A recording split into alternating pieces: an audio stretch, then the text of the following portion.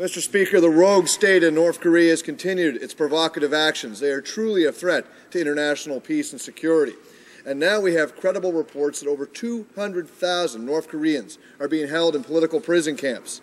Mr. Speaker, there is no freedom in North Korea. Can the Parliamentary Secretary to the Minister of International Affairs please inform us whether Canada will support an international investigation into human rights abuses in North Korea? Honourable Parliamentary Secretary to the Minister of Foreign Affairs. Mr. Speaker, the situation in North Korea is appalling.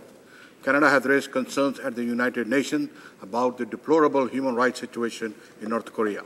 We have imposed sanctions and a controlled engagement policy. Some have called for a commission of inquiry. Canada will work with our allies to support any work that will shine light on the abuses in North Korea and bring international pressure on this regime to give its citizens the rights it deserves. Thank you.